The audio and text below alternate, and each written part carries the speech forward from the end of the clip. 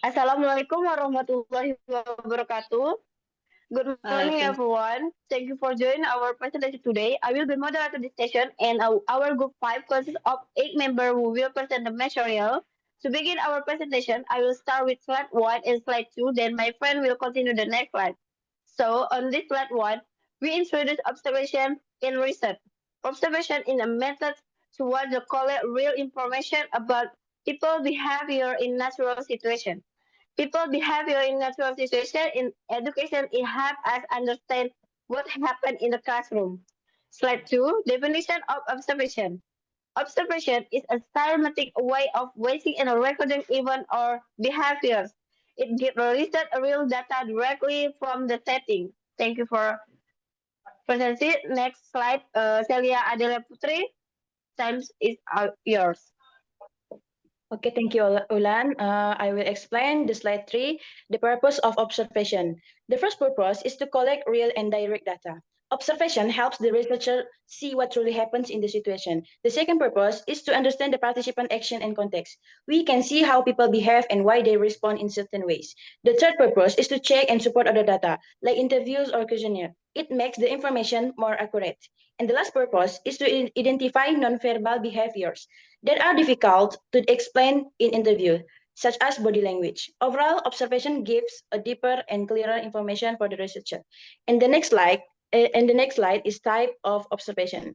The first type is participant observation. The researcher joins the activity. Example, joining a classroom to see people and students activity. The second type is non-participant observation. The researcher only waits. Example, observing the class from the back. The third type is structured observation. The researcher used a checklist. Example, counting how many times a student raised their hand. The last type is unstructured observation. The researcher observes freely. Example, writing general notes about what happens in the class. Each type has its own strengths, and the researcher chooses the type based on their needs. Okay, the next slide will explain from my friend Beni Sota. Thank you. Procedure: how to conduct observation objectively. Seek client. Number one, prepare all clear observation plan, including purpose, participant, setting, and behaviors to observe. Number two, use standardized tools such as observation checklist or valid not formal. Number three, avoid personal bias. Record what is actually seen or heard, not opinion or observation. Number four, stay natural and unrepressed during observation. Number five, cross-checking findings with the other observation, inter-rector reliability. Number six, record data, systematically using time, location, and behavioral codes. Next. Okay, next slide. Example observation blueprint. So this slide shows an example of an observation blueprint. An observation blueprint is basically a structured plan used during observation. It helps guide the observer so they know exactly what to look at during the process. It includes important details such as what aspects will be observed, indicators, techniques used, timing or when the observation happens. By using a blueprint, the observer can collect data more systematically. It also makes sure that the observation stays focused on the main objective and doesn't go off track. Next. Okay, thank you, Salah. I'll explain about example observation field notes.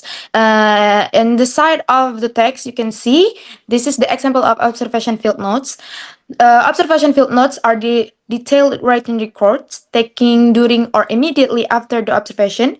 They describe what happened in the classroom because it include teacher and student behavior, classroom interaction, and environmental condition. Field notes allow the observer to reflect, analyze, and interpret what has been seen. You can also see that this field note is very important when you do observation. Okay, thank you. You can next.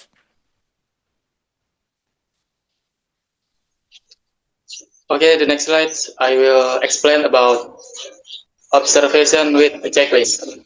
So, observation with a checklist is a method of observing that uses a specific list containing certain behavior, action, or criteria that the observer must pay attention to during the observation. The observer marks each items with the options like yes, partly, or no. The purpose of this method is to make the collected data more objective and easier to compare between different sessions or subjects.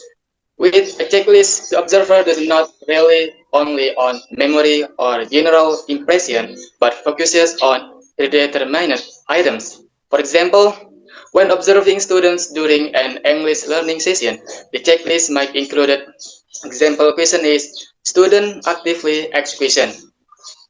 The choice yes, partly, or no. Other example question is student use new vocabulary. Yes, partly, or no. And other example question.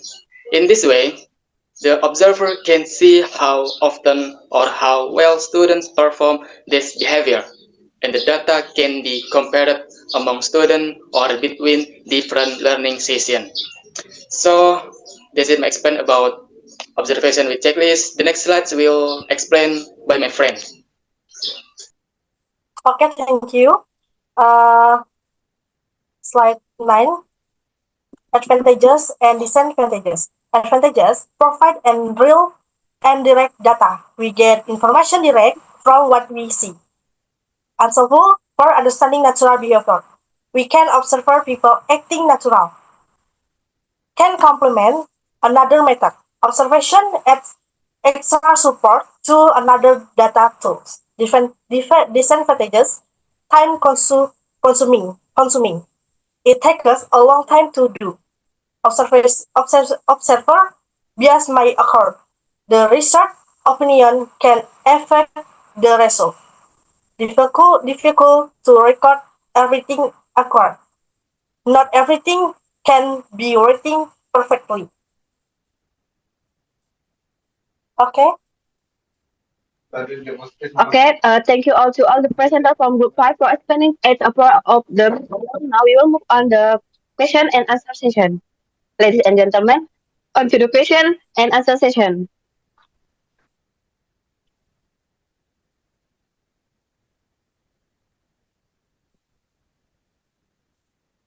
Me. You Adi raising hand, but who? Me who me? Tes. What is your question, Adi?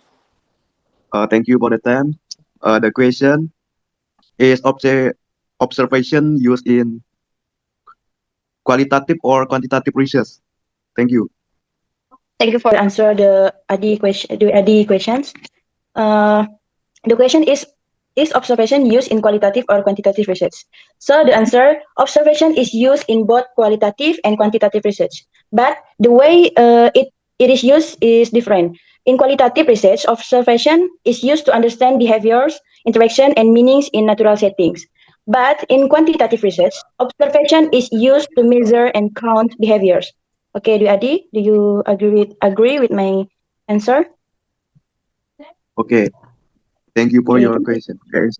Okay, you're welcome. To ask another question, guys. Me guys.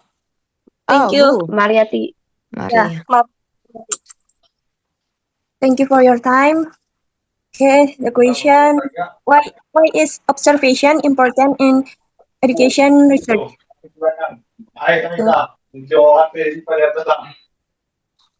Okay, for Mar, I would like to answer her question. Your question is, why is observation important in educational research? The answer is because it gives researchers real data about classroom activity and interaction. That's why the observation is important to educational research. Is that are you agree about that, Maria? Yeah. Okay, thank you. Okay, all right. If there are no further questions, we will move to the conclusion. Maria Sophie, time is yours. Okay, thank you for the time. So, okay, right. So, the conclusion is observation is one of the most important data collection methods in educational research. It allows researchers to gather firsthand, real and contextual information about participants' behaviors and action and environments. By using systematic and objective procedures such as blueprint, checklists, and file notes. Observation helps ensure that the data collected are valid, reliable, and unbiased. Observation can be structured or unstructured, participant or not participants, depending on the research purpose. Although it requires time and careful preparation, observation provides deep understanding and rich qualitative data that cannot be captured through tests or questionnaires alone. Okay, maybe that's all. Okay, Thank thank you you. to all presenter from Maria Sophie. Thank you to all presenter from Group 5 for delivering the message clear, and thank you everyone for your attention. That's all from our group. Assalamualaikum warahmatullahi wabarakatuh. See you. Waalaikumsalam warahmatullahi See you wabarakatuh. guys. See you guys. Thank you, guys.